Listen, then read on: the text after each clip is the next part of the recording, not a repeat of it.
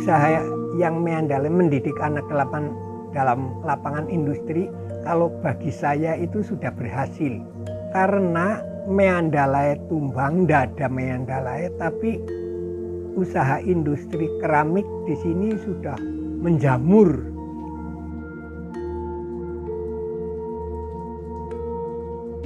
Pak Kandar itu untuk mendirikan keramik tahun 1950 itu, pada saat itu beliau masih menjabat sebagai kepala sekolah ST, sekolah teknik itu Mbak. Terus beliau merekrut tenaga. Pada saat itu pertama kali awalnya itu baru 10 orang, kurang lebih 10 orang itu untuk pembuatan itu. Terus pemerintah mendukung. Pada tahun itu pemerintah mendukung, akhirnya beliau dapat kerjasama dengan buah koperasi itu, jadi bisa maju sampai karyawan sekitar 70-80-an itu pada waktu itu.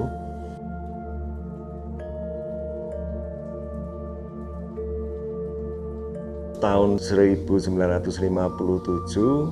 beliau keluar dari kepala sekolah di ST. Beliau langsung mengembangkan keramiknya itu dengan resmi memberikan nama perusahaan itu dengan nama Meandalai.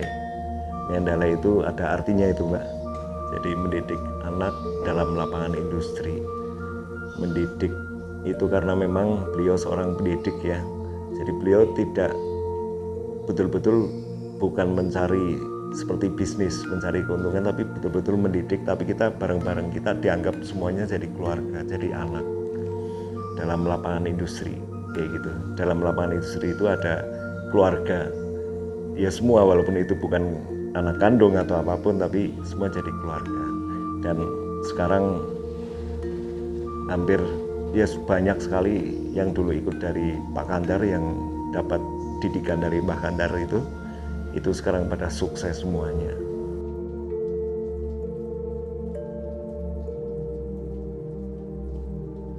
Walaupun itu Meandalai sudah punah dan benar-benar sudah tinggal puing-puingnya saja, tapi usaha yang Meandalai mendidik anak dalam lapangan industri, kalau bagi saya itu sudah berhasil.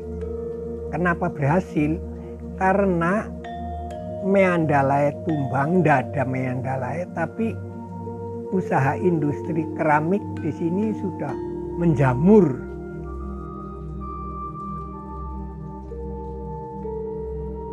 Ini walaupun Meandalai sudah dikenang seperti itu, tapi di sini banyak yang masih berdiri, walaupun yang kecil-kecil itu, yang masih kokoh. Saat sekarang tahun 2021 ya di kelompok itu usaha karya. Ada Mustika, ada Kiat, itu sudah mundur juga, tapi yang lain masih banyak gitu. Jadi, kalau dihitung dengan jari mungkin ada 20-an, ada itu kecil-kecilan gitu. Waktu saya di situ era 82 nedeng-nedengnya Meandalai rada terkenal itu, memang sering mengikuti event pameran di yang pameran besar lah, nasional. Di Balai Sidang saya pernah mengikuti, di Silang Monas saya juga mengikuti, dan yang pameran tiap bulan ada itu di Semarang di PRPP itu entah sampai berapa tahun, tapi saya pernah mengikuti gitu.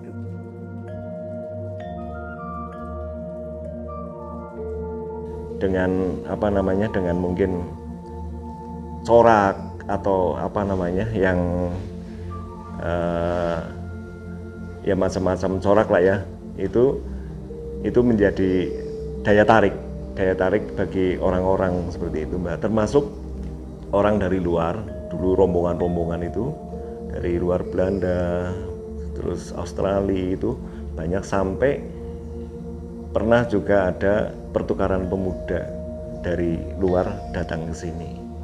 Setelah ke sini tahun 90 masih maju, mulai agak surut itu tahun 2000 itu sudah agak gendo, kita masih melayani tamu pembeli, tapi untuk pembuatan juga sudah berkurang. Karyawan juga sudah banyak sekali yang pada keluar dan mendirikan keramik sendiri.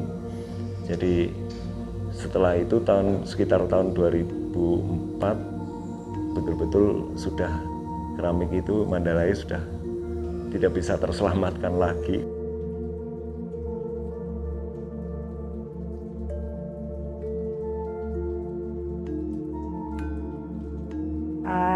Misi Pak Kandar adalah sebuah doa. Jadi setelah di sekitar tahun 2000-an keramik kelompok itu sangat banyak ya. Waktu itu dari hanya Bapak Kandar, keramik Mandalay, terus berikutnya ada keramik usaha karya, berikutnya lagi ada keramik mustika, berikutnya lagi ada keramik kiat, ada keramik Banjarnegara, kesini banyak sekali sampai ada 28 perusahaan dan home industry keramik berada di keramik kelompok.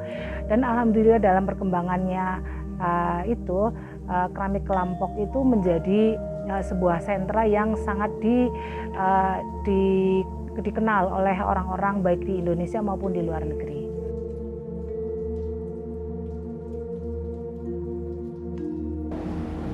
Pemerintah berperan pada upaya-upaya pelatihan untuk generasi muda dengan melibatkan pihak-pihak lain, baik lembaga-lembaga pemerintah maupun swasta. Dan kami selalu mendorong kepada para perajin untuk tetap mempertahankan keahlian itu, dan harapannya bisa yang milenial, orang-orang muda itu juga ikut tertarik. Tapi kan bikin keramik itu kotor, Mas. Nah, orang muda sekarang itu takut kotor. Harapan saya generasi milenial sekarang itu berpikir logis.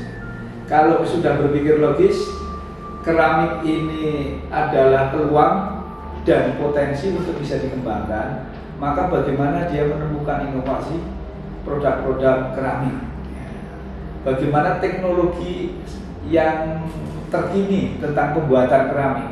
Coba dengan teknologi yang bagus, yang sesuai perkembangan, berinovasi kalau belum ada diciptakan, agar bisa memproduksi keramik lebih banyak, lebih variatif dan marketable.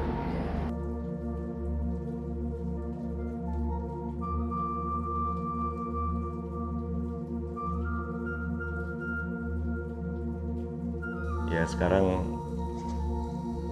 kita memang sebagai penerus kita sangat-sangat menyayangkan sekali, dan semoga generasi yang masih ada sekarang, yang dulu menjadi putra dari Pak Kandar termasuk putra ya, itu masih bisa berkembang, dan pemerintah mendukung dengan adanya itu. Jadi kita di wilayah Kabupaten Banjarnegara masih bisa dikenang dan dikenal sama orang-orang di luar dan generasi, khususnya generasi pemuda yang saat ini sekarang ini. Biar keramik kelompok tetap eksis sampai kapanpun, otomatis adalah generasi mudanya.